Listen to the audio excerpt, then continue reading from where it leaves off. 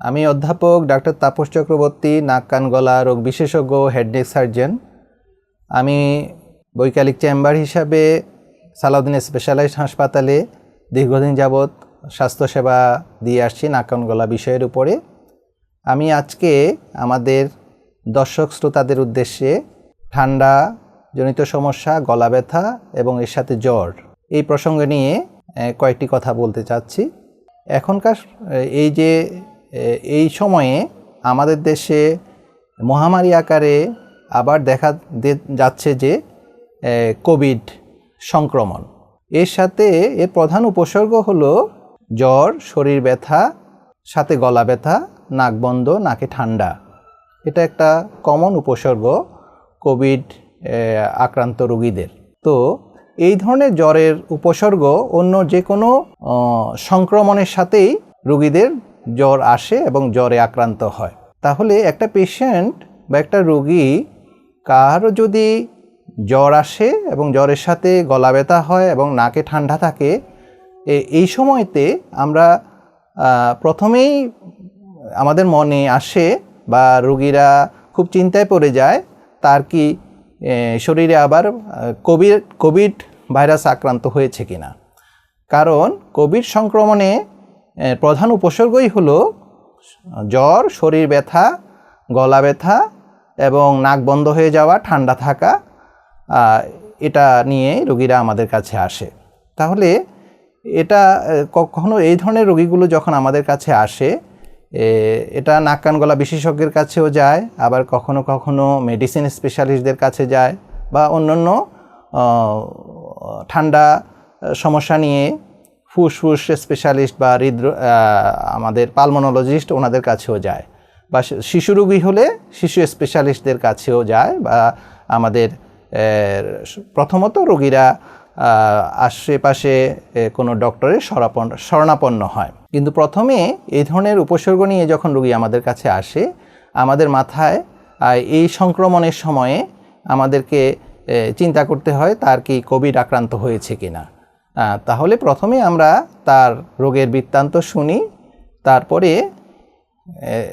মাথায় যখন আমরা চিন্তায় আনি যে অনেকগুলো কারণের মধ্যে কোভিড ভাইরাস আক্রান্ত কিনা, বা অন্য কোনো ভাইরাসজনিত জ্বর কিনা, অথবা কোনো ব্যাকটেরিয়াল প্রদাহ কিনা, এগুলো আমাদের চিন্তায় আসে।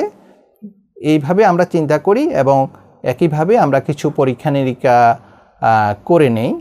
কোভিড আক্রান্ত কিনা সেটা বোঝার জন্য আমরা অ্যান্টিজেন টেস্ট করি, র্যাপিড অ্যান্টিজেন টেস্ট, সেটা বহুল প্রচলিত। একইভাবে RT-PCR সেটাও আমরা করে থাকি, এর মাধ্যমে আমরা বুঝতে পারি সে কোভিড আক্রান্ত কিনা। এছাড়া আমরা ব্লাডের রুটিন টেস্ট করি, কমপ্লিট ব্লাড কাউন্ট, এটা দিয়ে আমরা সংক্রমণের অবস্থাটা বুঝতে পারি। যাদের কোনো পরীক্ষা নিরীক্ষা দেওয়ার আগে প্রথমত রোগী আমাদের কাছে আসার পরে আমরা রোগীকে রোগের বৃত্তান্ত শোনার পরে তার এক্সামিনেশান করি, ফিজিক্যাল এক্সামিনেশান বলি। সেটার মাধ্যমে অনেক ক্ষেত্রে আমরা বুঝতে পারি। যখন দেখি যে তার টনসিলের প্রদাহ বা খাদ্যনালীর উপরের অংশে প্রদাহ, সেটা অনেক সময় দেখে আমরা নিশ্চিত করতে পারি। একইভাবে নাকের ঠান্ডাজনিত সমস্যা, যেটা রাইনাইটিস বা সাইনোসাইটিস, এই ধরনের প্রদাহ থাকতে পারে। একইভাবে কখনো কখনো কোভিড আক্রান্ত এই ধরনের রোগীগুলোর তার কিছুদিন যাওয়ার পরে তার স্মেল ডিজঅর্ডার, যেটা তার ঘ্রাণ শক্তি কমে যায় বা হারিয়ে ফেলে, এটাও আমরা অনেক সময় পেয়ে থাকি। একই সাথে তার শারীরিক দুর্বলতা, ক্ষুধামন্দা এবং তার অন্যান্য উপসর্গ আস্তে আস্তে দেখা দিতে থাকে এবং রোগী অসুস্থ বেশি ফিল করে, খুব ক্লান্তি কাজ করে। সেই ক্ষেত্রে আমরা পরীক্ষা নিরীক্ষার মাধ্যমে নিশ্চিত হই এবং একইভাবে তার প্রয়োজনীয় চিকিৎসা দিয়ে থাকি। এই ধরনের চিকিৎসা বলতে তার প্রচুর তার তরল পানীয় খাওয়া, তার সিমটোমেটিক যেই ঔষধ প্রয়োজন, যেমন জ্বর থাকলে জ্বর কমিয়ে রাখার জন্য প্যারাসিটামল জাতীয় ওষুধ খাওয়া, তারপর ঠান্ডা থাকলে ঠান্ডা কমানোর জন্য অ্যান্টিহিস্টামিন জাতীয় ওষুধ, এগুলো আমরা দেই। নাক বন্ধ থাকলে নাকের ড্রপ ব্যবহার করার জন্য বলি। আর যেই উপদেশগুলো আমরা দেই সেটা হলো তার গলা ব্যথার জন্য তো ব্যথার ওষুধ, ব্যথানাশক ওষুধ, প্যারাসিটামল জাতীয় ওষুধগুলো খাবে, ভরা পেটে খাবে। একই সাথে আমরা হালকা কুসুম গরম পানিতে 1-2 দানা লবণ মিশিয়ে গড়গড়া করতে বলি, তাহলে তার গলার প্রদাহ বা গলার কষ্টটা অনেকটা কমে যায় বা সহনীয় পর্যায়ে থাকে। আর রোগীকে আমরা প্রচুর খাওয়া দাওয়া বা অনেক সময় রোগীরা খেতে চায় না, খাওয়া ক্ষুধামন্দা হয়, এতে করে রোগী ক্রমান্বয়ে দুর্বল হয়ে পড়ে। এই জন্য আমরা তাদেরকে পর্যাপ্ত নিউট্রিশিয়াস ডায়েট যেটাকে আমরা বলি, তার সব ধরনের খাবার যেটা তার পছন্দ সেই পর্যাপ্ত খাওয়া দাওয়া করতে বলি এবং পূর্ণ বিশ্রামে থাকতে বলি। তাকে বিশ্রাম খুব দরকার।